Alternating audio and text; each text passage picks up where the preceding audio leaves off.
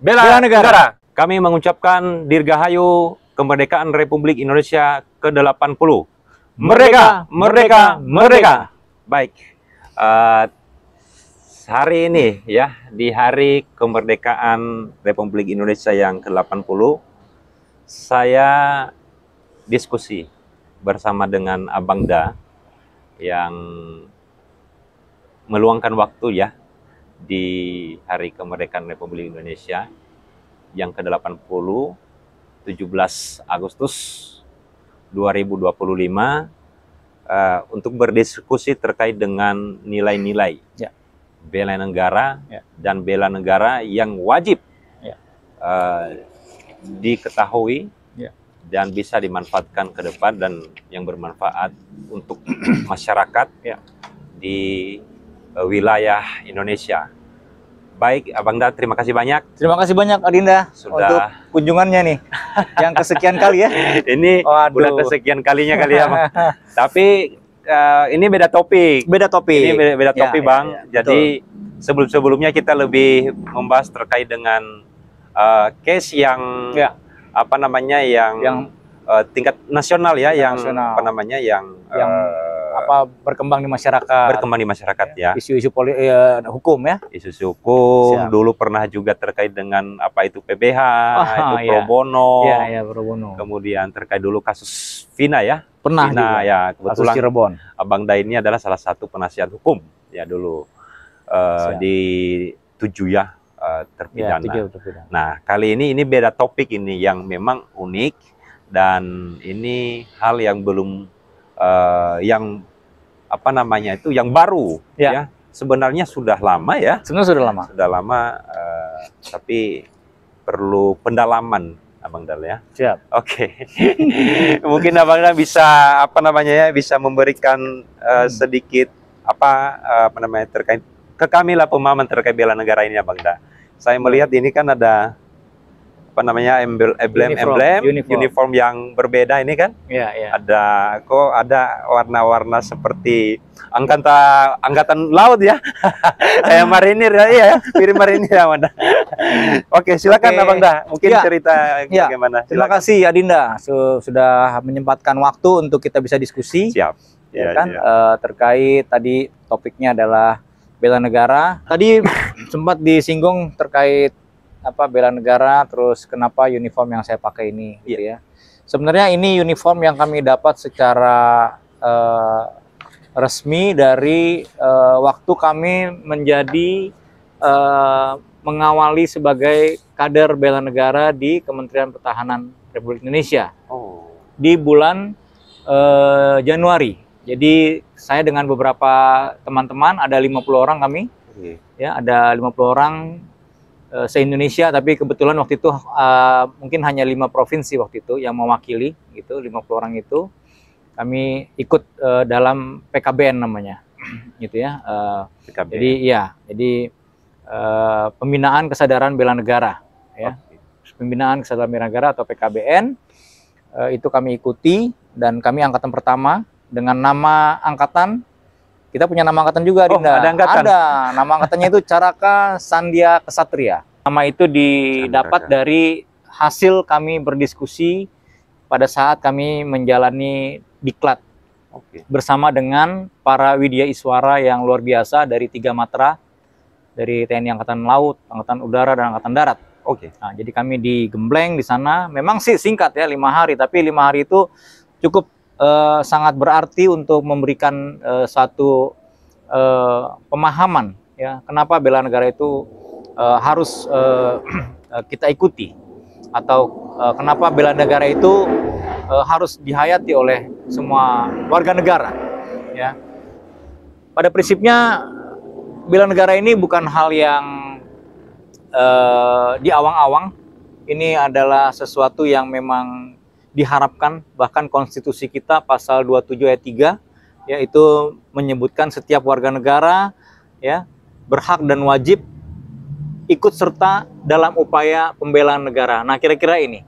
Jadi diaturnya di konstitusi nih. Jadi bukan ngada-ngada nih. Ya. Ya, ini diatur di konstitusi ya, Pak, Undang-Undang Dasar 45 pasal 27 ayat 3 tadi. Jadi ini semua warga negara. Jadi tidak terkecuali ya. Terus kira-kira bela negara ini apa substansinya, gitu kan? Atau apa nilai dasarnya? Pada prinsipnya bela negara ini ya memiliki 5 dasar nilai bela negara. Oke. Ya, itu sesuai ketentuan yang ada di regulasinya. Ya, itu adalah pertama adalah cinta tanah air. Cinta tanah air ya? Yang pertama, gitu ya. Yang kedua adalah sadar berbangsa dan bernegara. Oke.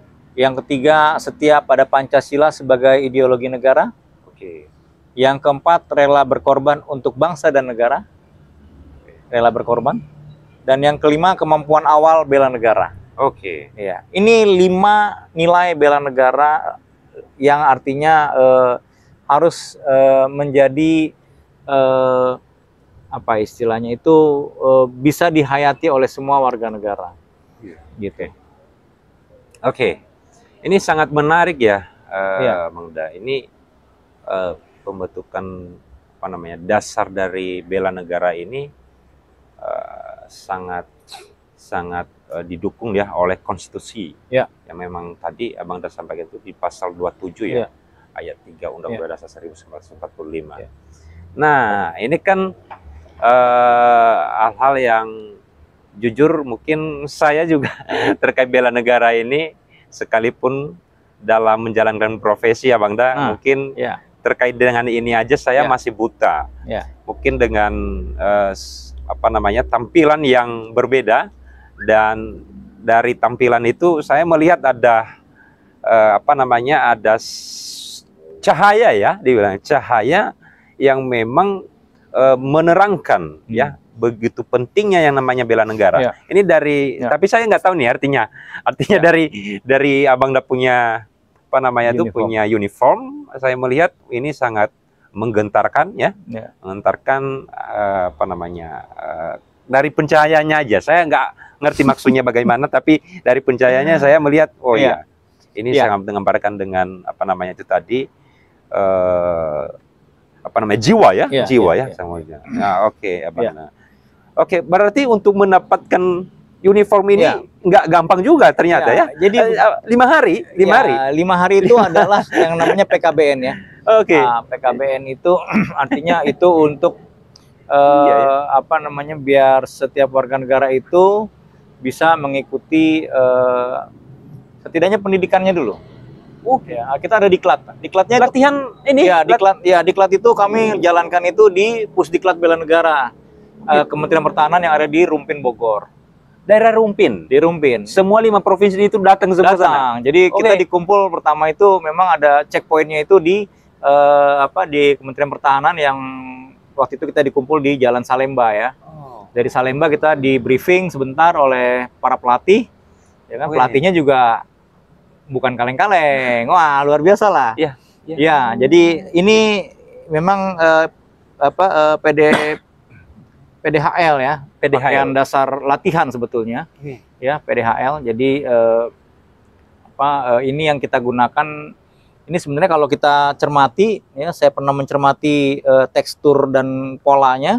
Ini menggambarkan kepulauan-kepulauan nih. Kepulauan Indonesia. Jadi makanya tadi kok ada ini ada Pulau Jawa, Pulau Kalimantan, ya pulau-pulau besar di sini ada dalam apa namanya desain dari PDHL ini. Ya. Jadi dia punya arti ya? Ada arti dari. Ada. Kalau kita cermati di sini ada Pulau Sulawesi, ada Pulau apa namanya Papua ya. Pulau Papua, Pulau Kalimantan, Pulau Jawa, semua Sumatera. Nah, jadi ini memang disediakan untuk apa namanya dalam rangka untuk mencetak kader bela negara. Kami ini disebutnya kader bela negara. Teman-teman harus ikut nanti ke depan menjadi kader bela negara. Ya. Jadi menyambung tadi ada Konstitusi pasal 27 ayat 3 ya, yang tadi saya sebutkan di awal, setiap warga negara berhak dan wajib ikut serta dalam upaya pembelaan negara. Di bawahnya itu turunannya ada di Undang-Undang Nomor 3 Tahun 2002 tentang Pertahanan Negara, gitu ya. Nah, di situ disebutkan di pasal 9 ayat 1 ya, karena Adinda ini disiplin ilmu hukum, saya harus ini juga nih ya kan, pendekatan hukumnya juga jangan nanti kan wah ini iya santai aja mengenai dulu. Iya, yang diajak ngobrol soalnya lawyer muda. bertalenta ini. Nah, jadi tadi di Undang-Undang nomor 3 tahun 2002 tentang pertahanan negara. Oh, tentang pertahanan negara. Disebutkan upaya bela negara adalah sikap dan perilaku warga negara yang dijiwai oleh kecintaan pada negara kesatuan Indonesia. Jadi kalau amanat undang-undang amanat konstitusi bunyinya tadi seperti itu, ya kan, bela negara adalah hak dan kewajiban. Di Undang-Undang nomor 3 ya tahun 2002 tentang pertahanan disebutkan itu. Jadi bela negara adalah sikap dan perilaku warga negara, gitu. Sikap dan perilaku negara yang dijiwai oleh kecintaan pada negara kesatuan Indonesia. Nah, lalu kira-kira apalagi setelah itu? Sebenarnya banyak rujukan atau regulasi yang terkait ini, ya. Selain tadi ada di Undang-Undang nomor 3 tahun 2002, ada juga di Undang-Undang nomor 23 tahun 2019 tentang pengelolaan sumber daya nasional untuk pertahanan negara. Nah, di sini makin diperjelas lagi nih. Siap. Kita semua warga negara ini, ya, artinya bagian dari sumber daya tersebut. Ya, sumber daya manusia tentunya, karena ada sumber daya alam, sumber daya manusia, ya, kan gitu ya. Betul. Nah, kan gitu, dan sumber daya yang lainnya. Nah, kita ini bagian dari sumber daya manusia yang diharapkan nanti menjadi namanya komponen pendukung, komduk. Komponen pendukung? Iya, komponen pendukung itu diantaranya sumber daya manusia, sumber daya alam. Kok sama Komca? Komca. Nah, jadi kalau teman-teman Komcat itu komponen cadangan yang mungkin Adinda mirip ya, maaf nih, ini betul, saya bukan sikut, betul, tapi ini kok mirip betul, ya. Jadi mirip memang banget. kami bagian dari satu pola langkah dalam rangka pertahanan, dalam rangka bela negara. Jadi kalau teman-teman Komcat itu komponen cadangan itu teman-teman yang memang langsung ibaratnya ada di garda depan dalam rangka negara dalam ancaman menghadapi ancaman yang langsung berupa mungkin tempur perang. Tempur perang. Iya. Jadi teman-teman Komcat itu dilatih lebih ke pertahanan langsung ya. Laksana tentara. Ada ancaman terhadap negara. Betul. Dan memang Komcat itu ada 3 matra juga, matra darat, laut, dan udara. Siap. Kami komduk, komponen pendukung. Apa nih perbedaannya nih? Begini, kalau kami tidak langsung dalam rangka angkat senjata terus perang seperti teman-teman Komcat, gitu. Kita nggak dilatih untuk Tapi ini nih bekalin senjata juga kah? Iya, senjata kita adalah bela negara. Betul. Begini. Oh, iya. Artinya senjata dalam rangka pertahanan negara, ya, dalam rangka pertahanan negara yang pendekatannya militer itu dijalankan oleh teman-teman Komcat. Ya. Oh, oke. Tapi kami, ya, pendekatan kami bukan pendekatan militer. Oh, bukan. Pendekatan kami lebih kepada bagaimana jadi gini. Di aturan pelaksananya itu ada di peraturan Menteri Pertahanan nomor 8 ya, tahun 2022 ya, tentang pedoman pembinaan kesadaran bela negara. Nah, di situ diatur cakupannya apa sih ini? Gitu. Cakupannya nih bela negara ini kemana? Kalau Komcat jelas cakupannya ya dalam rangka negara menghadapi suasana mungkin harus ada di ranah militer, ya, dipersenjatai. Tapi kalau bela negara ini cakupannya apa? Cakupan bela negara itu ada 3. Ya, pertama lingkungan pendidikan, Lingdik. Ya, itu dari PAUD. Lingdik dari PAUD sampai kampus. Oh, sampai kampus-kampus ya? Iya, kampus itu bisa jenjangnya sampai S3 dan seperti itu. Ya, jadi itu Lingdik namanya. Ya, lingkungan pendidikan. Nah, itu. Jadi teman-teman yang sudah diikutkan dalam PKBN, pembinaan kesadaran bela negara, itu bisa dilanjutkan dengan mengikuti TOF. Apa itu? Nah, TOF itu trainer of facilitator. Ya gitu. Jadi trainer of facilitator. Jadi nanti teman-teman beberapa teman saya di angkatan pertama tadi yang Caraka Sandia Kesatria itu sudah ada yang punya sertifikasi TOF. Trainer of facilitator. Jadi dia menjadi fasilitator untuk kegiatan-kegiatan bela negara. Yang kedua adalah lingkungan pekerjaan, Linja. Ya, lingkungan pekerjaan. Tadi Lingdik ya. Lingdik. Sekarang di Linja. Linja itu jadi begini, bela negara itu ya pada prinsipnya itu mengikuti atau menyesuaikan juga dengan profesi masing-masing. Gitu. Jadi bela negara itu pada lingkungan pekerjaan atau profesi. Jadi kayak saya ini advokat, saya pengacara. Juga. Ini yang menarik nih. Ini topik yang menarik ini nanti, Bang. Lanjut. Jadi semua warga negara terlepas dari apapun profesinya, dia punya hak dan kewajiban untuk tadi pembela negara. Makanya advokat juga harus ngerti bela negara. Ya. Advokat itu kan katanya penegak hukum, benar ya? Iya. Benar, masih ya? Betul, betul. Masih ya? Iya, Ya, betul. advokat itu penegak hukum. Penegak hukum Ya, yang independen. Yang independen. Undang-undang kita, Undang-Undang Profesi Advokat, Undang-Undang 18. Undang-Undang nomor 18 tahun 2003. Tahun 2003 itu menjelaskan bahwa advokat adalah penegak hukum. Penegak hukum. Nah, ketika kita advokat penegak hukum, terus apa sih irisannya dengan bela negara? Ya. Nah, ini kan yang menarik. Yang menarik nih. Iya. Jadi kembali lagi sebentar, saya agak mundur. Profesi advokat, profesi apapun, ya itu apa namanya didorong untuk ya melakukan bela negara. Mau dia dokter, ya mau dia apapun itu, ya profesi-profesi yang artinya di garda depan, ya seperti itu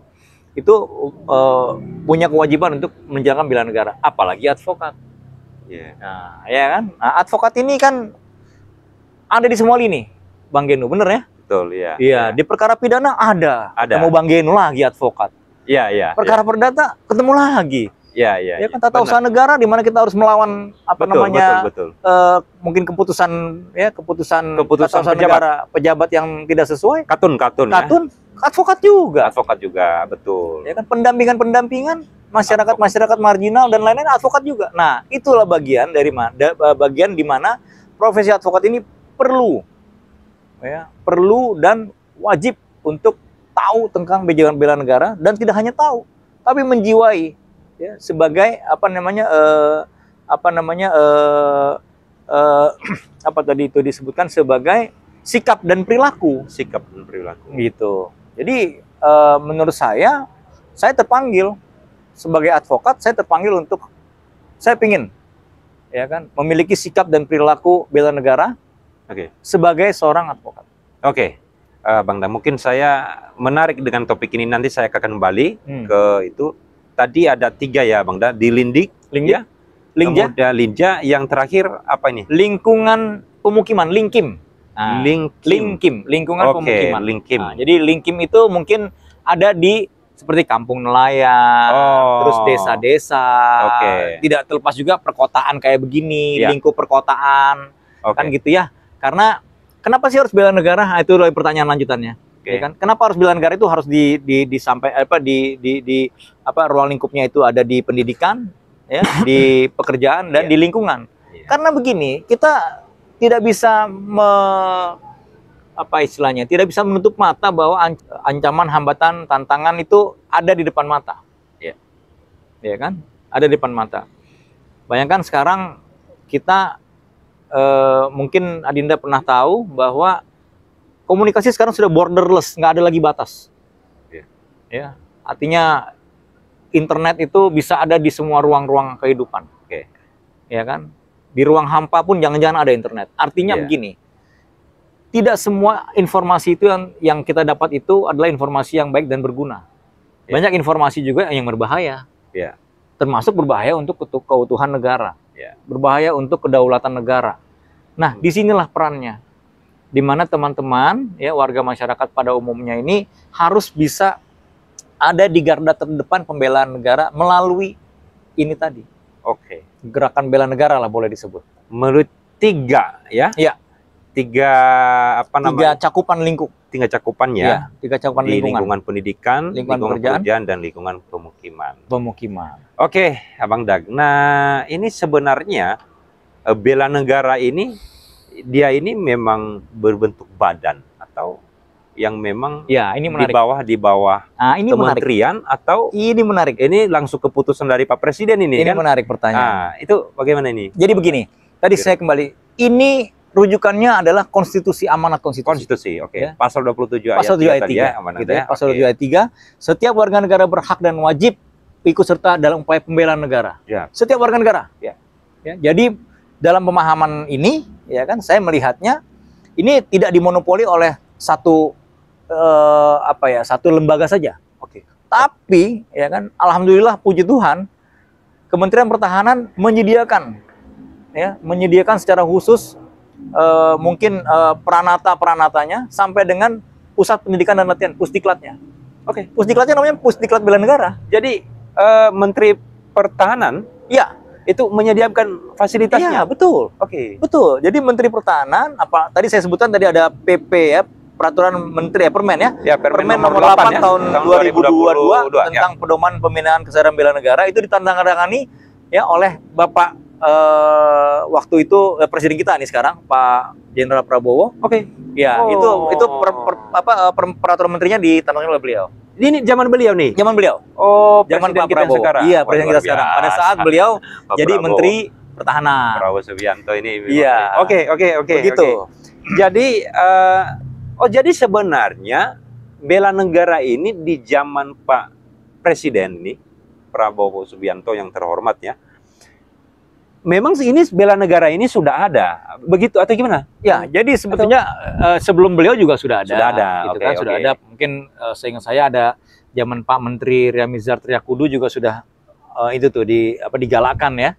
Digalakkan bela negara ini, PKBN ini ya, pembinaan kesadaran bela negara. Cuman di eranya waktu Pak Prabowo jadi menteri baru terrealisasi. Bukan baru terrealisasi, semakin digalakkan.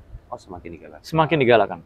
Ya, semakin digalakkan, bahkan terkait aturan pelaksananya itu langsung beliau bikin di Permen nomor 8 tadi, Peraturan Menteri Pertahanan nomor 8 tahun 2022. Nah, jadi langsung di situ secara rinci dengan detail dimuat hal-hal apa yang artinya perlu dijalankan terkait pembinaan kesadaran bela negara tadi. Makanya tadi saya bilang yang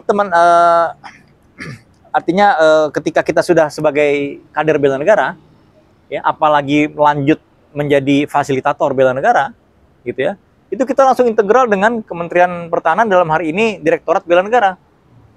Jadi kegiatan-kegiatan kita itu bisa diberikan arahan gitu oleh Direktorat Bela Negara ya, terus mungkin ada pelaporan kegiatan dan lain-lain. Jadi kita tampil sebagaimana mungkin ya, karena atributnya yang diberikan juga langsung dengan logo kementerian. Ya, makanya tadi saya melihat ini kan, mungkin karena saya gelap ini logo. Ini logo Kementerian Pertahanan ya. Mana ini tertulis itu Kementerian Pertahanan Republik Indonesia. Iya.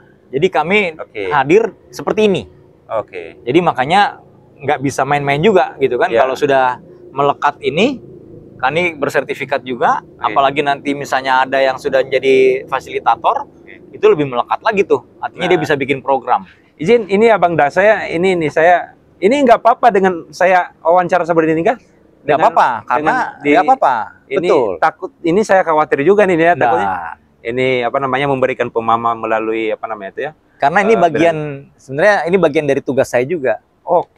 Dan ini saya terima kasih ada Adinda sebagai YouTuber ya kan, terus penggiat media sosial mau untuk memberikan waktu supaya kita bisa diskusi terkait ini. Terima kasih. Saya sangat senang malah Bang Da, karena jujur saja, karena ini kan saya mengikuti sedikit ya media sosial Bang Da kan. Ini saya lihat kok ada sesuatu yang memang saya perlu memahami juga, perlu saya pelajari, dan apakah ada pendekatannya dengan profesi? Ada. Sebagai advokat lah Bang Da, izin. Terlalu sombong juga saya.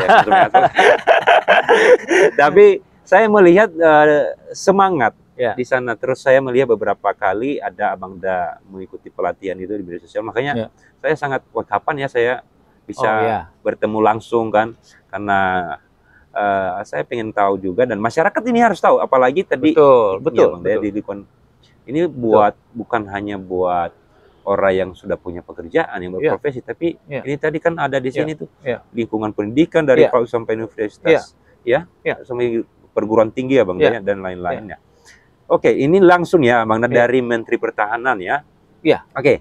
Ini ada satu yang ini saya terjawab ini sebenarnya. Jadi ada satu juga yang pengen saya tahu ini. Kayaknya ada yang seru di sini. Abang Da ini kan mengikuti diklat ya. Diklat itu selama di Bara itu ngapain aja? Nah, ini ngapain aja nih? Maksudnya nanti mudah-mudahan ini saya bisa diterima juga nanti sangat sebagai diharapkan, kader, ya. sangat diharapkan. Ini selama 5 hari ini, coba Abang Da, ini pengalaman. Jadi selama 5 hari itu ya, ini memang jujur saya tidak punya pengalaman sebelumnya, ya kan, masuk ke barak ya, belum punya pengalaman. Masuk ke barak. Baraknya prajurit. Lebih kepada karena ini pusdiklat, jadi ya kalau dibilang baraknya Projo ya tentunya. Ya, tapi dalam rangka di barak yang memang ini tempat tidurnya. Ya, tapi tempat tidurnya kebetulan tidak susun begitu. Enggak tersusun. Oh, gitu ya. Tapi jadi ini bareng-bareng kita. Jadi kita boleh ya, jadi lebih kepada artinya mungkin kalau bisa dibilang barak atau mes atau apa ya, tapi intinya itu dalam instalasi boleh dibilang ya instalasi militer yang miliknya kementerian. Wah, itu keren banget sih. Gitu. Itu jadi sudah semi militer ya, Bang. Semi militer, mungkin ya? Bukan semi militer lagi ya. Itu lebih kepada kita pendidikan kami gini. Saya sampaikan tadi di awal, kita ini dilatih oleh pelatih-pelatih yang luar biasa dari 3 matra. Oh iya. Iya. Iya. Jadi ada yang dari Angkatan Darat, ya kan, Angkatan Daratnya mungkin macam-macam ya, ada yang dari infanteri, ada yang dari CPM, ya, ada yang dari Korps Polisi Militer tadi itu kan, di Angkatan Laut juga ada yang marinir juga, terus dari Angkatan Udara juga ada. Jadi kita dilatih fisik pertama. Jadi pemantapan pertama itu disiplin. Bagaimana seorang warga negara itu tahu disiplin? Karena disiplin ini bagian yang penting untuk setiap orang, karena tanpa disiplin, tentunya semua nanti akan tidak punya pedoman. Saya menarik itu karena saya sendiri kayaknya agak miskin dengan disiplin. Siap, kita kan pengacara ya, artinya agak kurang disiplin kayaknya. Panggilan sidang jam 10, sidang jam 3 ya. Jam 3. Bisa malam. Bisa malam. Itulah. Jadi saya nggak tahu apakah itu bagian dari disiplin juga, tapi anggaplah itu seperti itu. Itu ada. Ya, jadi kalau di sana itu kita disiplin, Bos. Disiplin. Jadi kami bangun ya pakai trompet.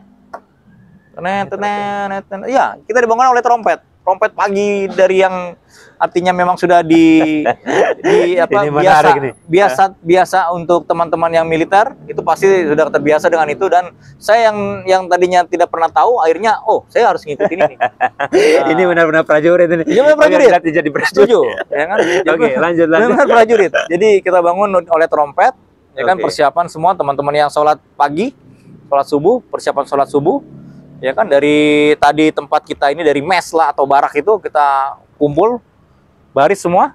Itu di jam berapa? Kita dibikin 2 peleton waktu itu. Ada ton A dan ton B, ton 1 dan ton 2 kalau nggak salah. Bangunnya jam berapa, Bang? Ya kalau bisa dikira-kira itu sebelum subuh kita udah rapi, Bos. Sebelum subuh. Saya jarang soalnya bangun subuh. Sebelum subuh kita sudah begini nih.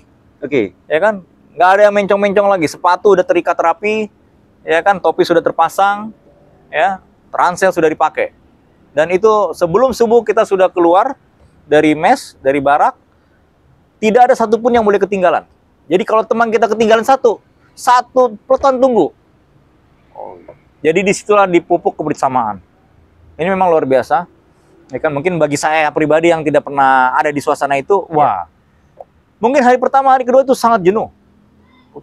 Ya kan, waduh ini gimana nih, kita biasa ya kan, entah bangunnya mau kita kan, iya kan, mungkin ya itu tadi kan, karena kita panggilan sidang jam 10, sidang jam baru sidang jam 3, ya kan, mungkin kita bisa bangun jam 1, ya anggaplah begitu, cuman di sini nggak bisa.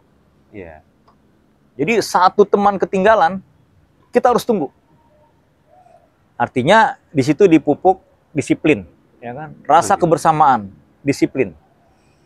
Jadi seperti itu tadi, bangun pagi kita, sebelum subuh kita berangkat bareng-bareng. Ya, dengan yang teman-teman yang mau sholat subuh kita berangkat. Ya, yang tidak sholat subuh, yang mungkin agama lain, dia tunggu temannya selesai sholat. Setelah itu ngapain? Kan gitu pertanyaannya. Kita balik lagi untuk persiapan olahraga pagi, senam. Lari. Senam militer. Senam militer. Minimal senam militer itu beda dengan senam-senam yang kita bisa dapetin di lapangan-lapangan umum. Oke. Meskipun nggak angkat balok juga sih, cuman tetap aja senam militer kan. Gitu ya. Jadi gerakan-gerakannya itu sedemikian rupa. Yang latih siapa? Ya yang latih ya para pelatih-pelatih dari 3 matra itu. Oke. Setelah itu ini ya, apa namanya, ritmenya ya. Setelah itu kita persiapan untuk apel pagi. 2 hari pertama memang sangat, waduh ini apa ini? Jenuh ya. Ini hal yang memang bukan di luar kebiasaan kita. Tapi 2 hari pertama. Tapi menjelang hari ketiga sampai hari kelima, kita pengen ada hari ke-6, ke-7, ke-8 dan seterusnya. Artinya kita jadi betah di situ. Berarti pelatihnya menarik tuh. Betul. Bisa betah. Iya. Jadi hari ketiga ke sini kita makin rindu suasana itu. Terbiasa, rindu gitu kan. Dan makan pun Dinda nggak seperti kita inilah artinya memang betul-betul kita digembleng sedemikian rupa secara disiplin. Setelah apel pagi terus ngapain? Langsung kita materi.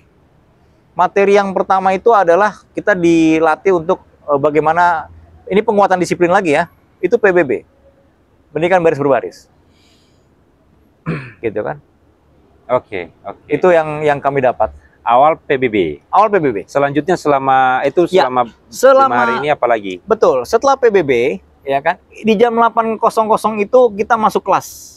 Nah, ini yang menarik. Masuk kelas, kita dapat materi, pemahaman materi bela negara dari para widyaswara yang ada di Kementerian Pertahanan, ya, termasuk juga tambahan dari widyaswara yang lain dari BNPT, ya, Badan Penanggulangan Teroris, dan BNN. BNN. Nah, jadi bagaimana pemahaman tentang apa itu terorisme, gitu kan? Bagaimana mereka menyusup, bagaimana menangkalnya. Begitu juga dengan narkoba. Apa itu peredaran narkoba seperti apa dan lain-lain. Gitu. Jadi kami luar biasa. Terima kasih banyak untuk bisa diberikan kesempatan untuk bisa ikut PKBN ya. Oke. Itu. Siap, Bang Dang. Mungkin ini juga yang pendekatan dengan profesi ya. Mungkin ini nggak menarik ini Abang Anda karena jujur ya mungkin kami yang masih menggelimutin ya Bang, yang baru mau masuk ke dalam dunia advokat ini perlu tahu ini apa yang menjadi pendekatannya. Kemudian syarat masuk untuk menjadi kader atau menjadi anggota atau menjadi apa nih? Mungkin itu bagaimana? Memang ada. Setiap warga masyarakat yang ingin bergabung, gitu kan? Itu memang diwadahi ya bisa melalui mungkin ada organisasi kemasyarakatan apa atau organisasi profesinya apa, kayak Adinda kan Pradi ya.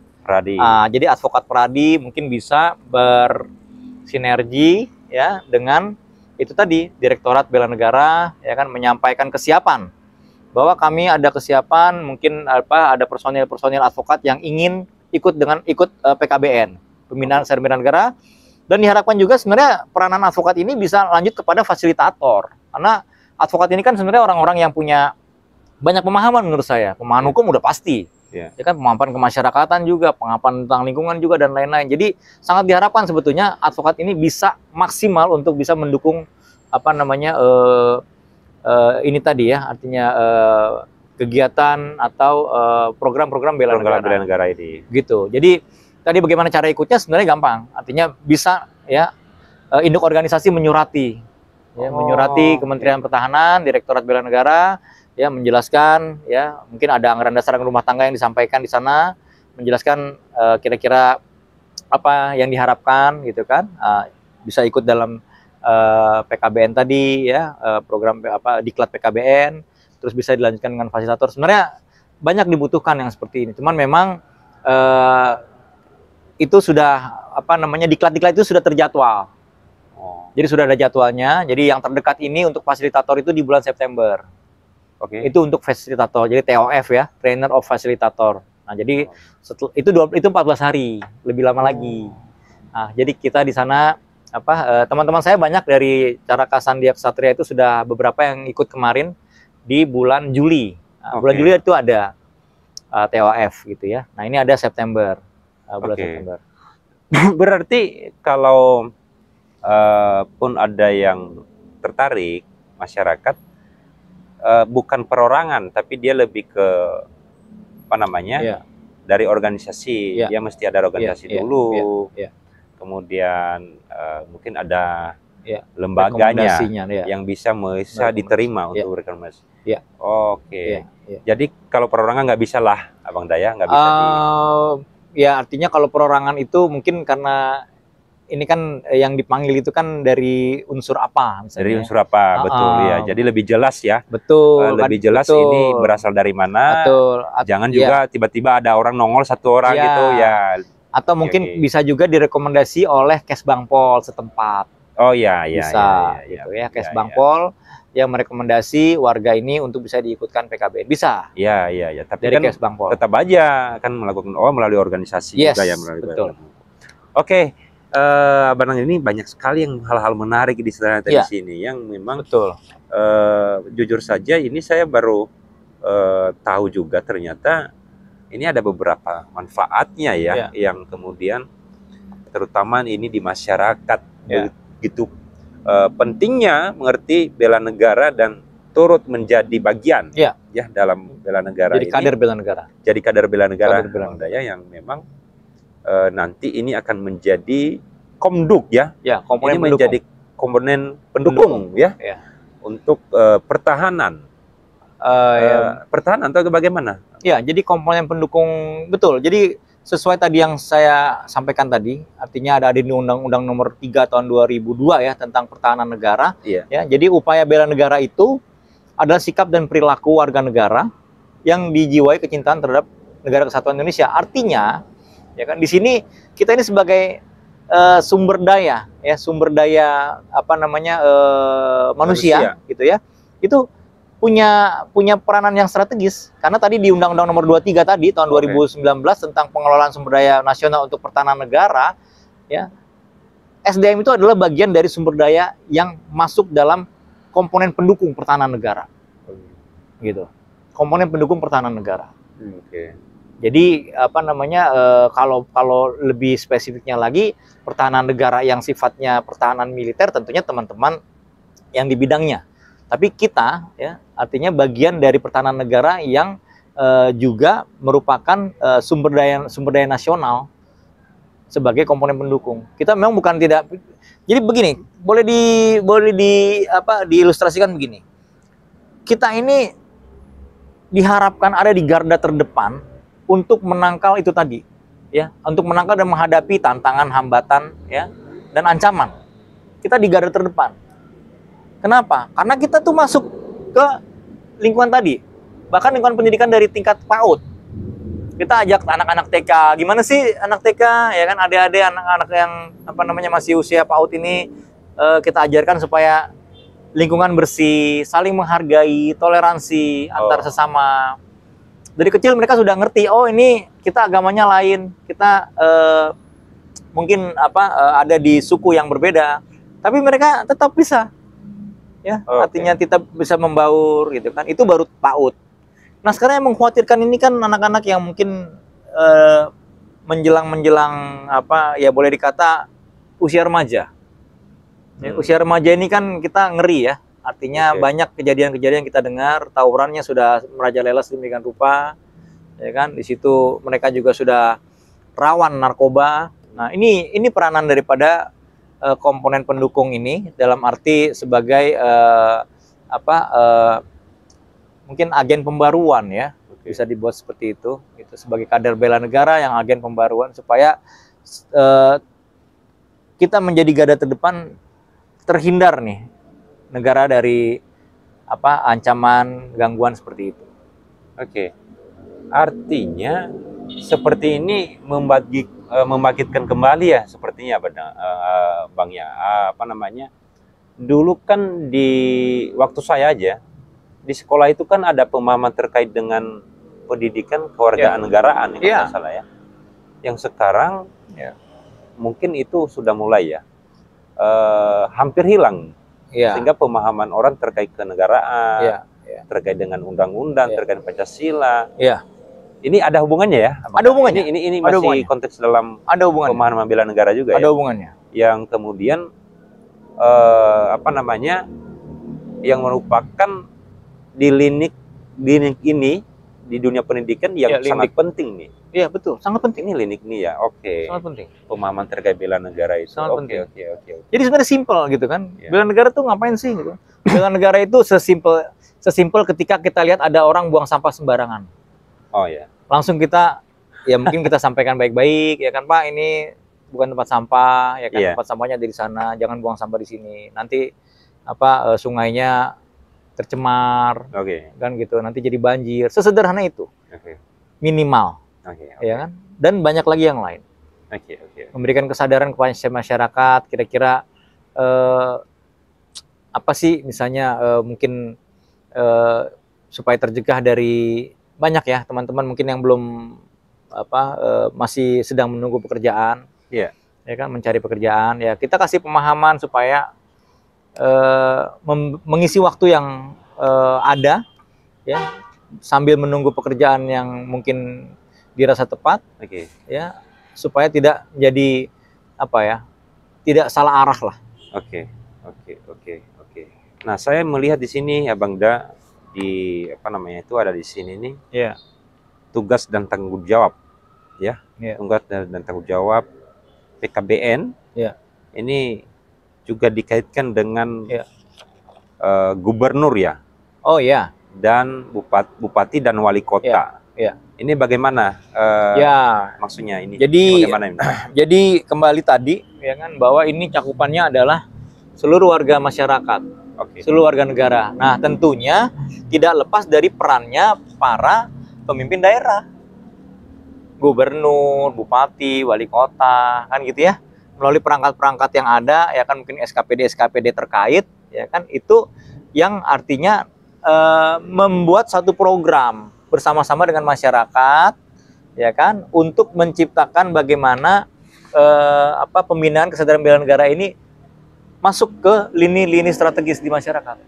Oh, langsung ke akar rumput, kira-kira begitu. Oh, ini tadi berarti masuk di lingkungan pemukiman tadi. Lingkungan pemukiman, ya kan, kalau misalnya ada di satu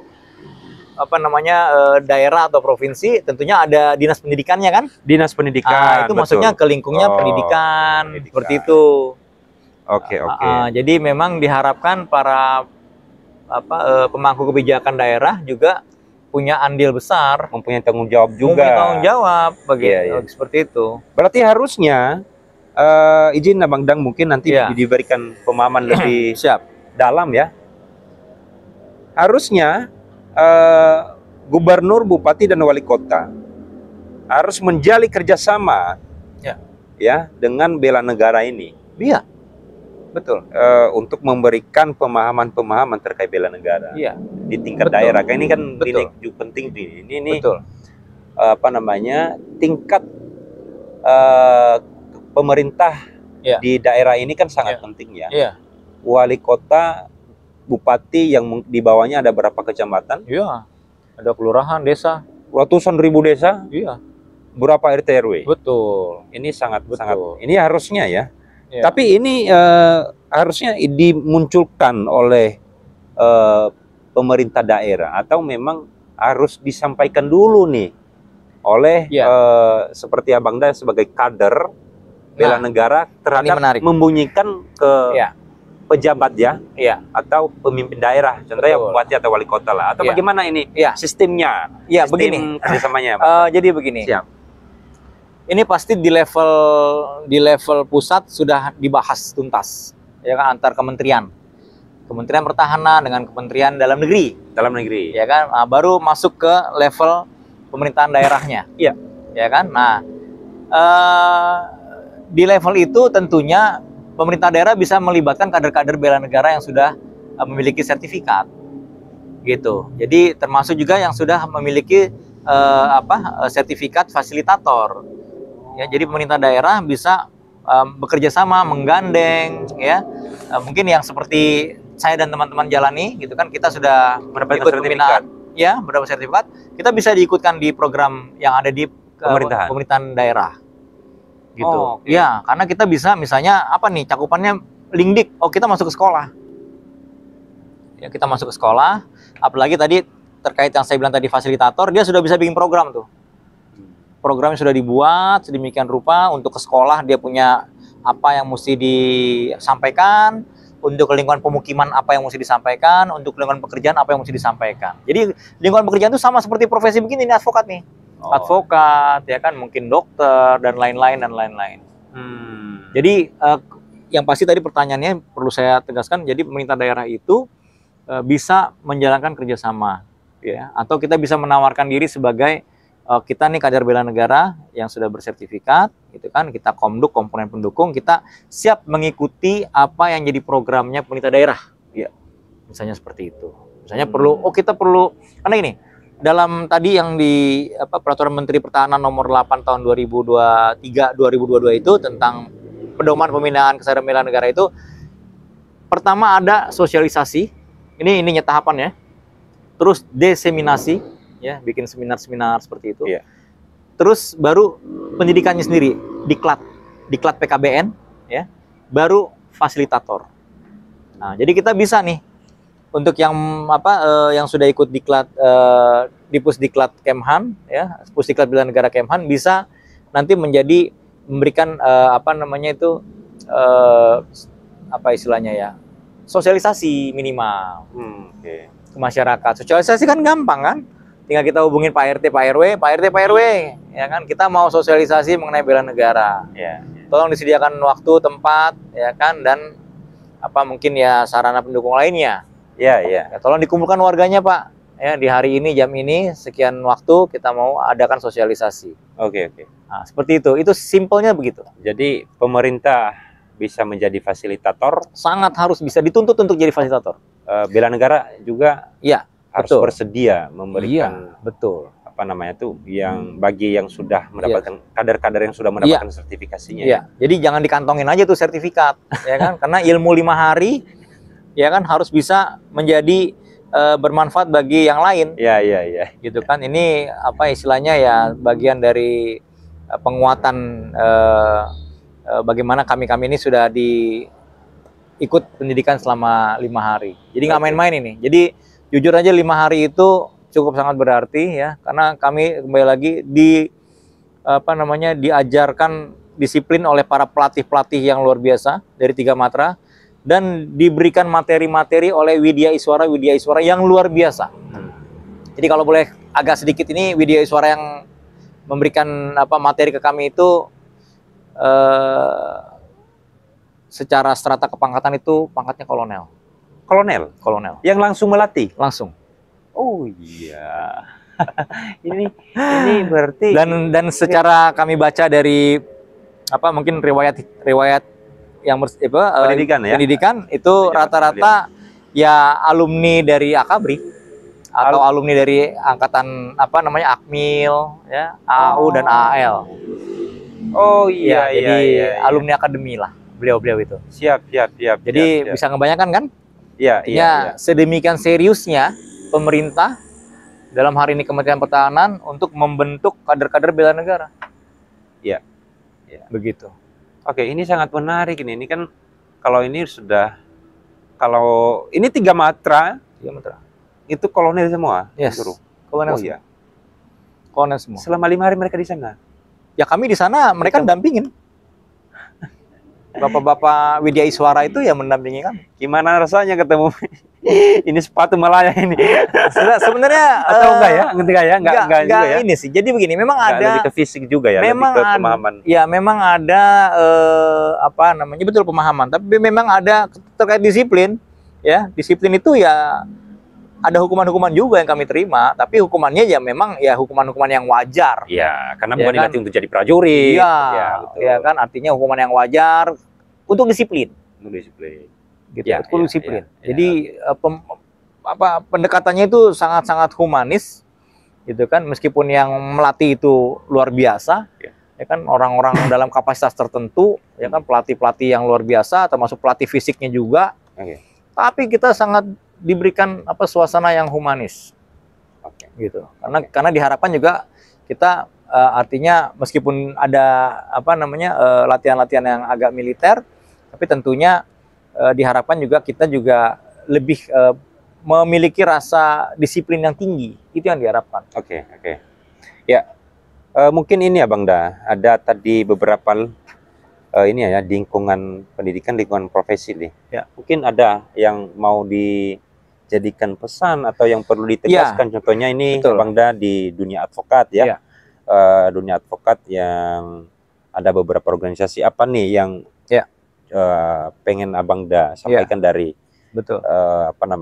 dari di video ini ya, di pertemuan kali ini, yang kemudian mungkin di pemerintahan atau di mana, mungkin silakan. Ya, mungkin begini, terima kasih ini Adinda diberikan kesempatan saya untuk menyampaikan hal-hal yang setidaknya pemahaman yang saya tahu. Sangat penting ini sangat penting soalnya Bang Da. Ini jadi saya mungkin tidak masuk ke ranah terlalu jauh kepada yang pemerintahan, tapi karena saya adalah profesi advokat, ya sama kita.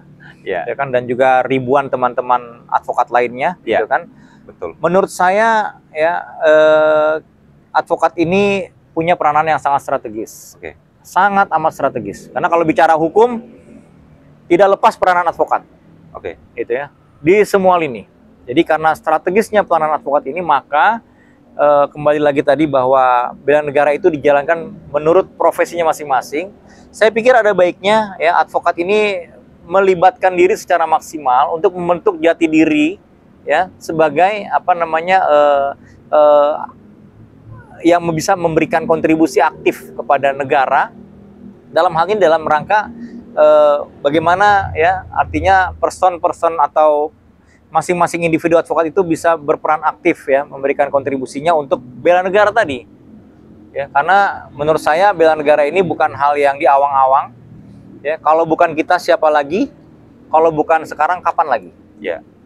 Jadi untuk teman-teman advokat, apalagi advokat muda yang masih punya jiwa apa namanya tuh apa istilahnya ya, fighter ya, jiwa apa motivasinya masih tinggi dan lain-lain, itu menurut saya sangat layak untuk mengikuti apa namanya bergabung menjadi kader bela negara sebagai komponen pendukung, komduk ya, sebagai sumber daya manusia yang merupakan komponen pendukung kader bela negara. Siap.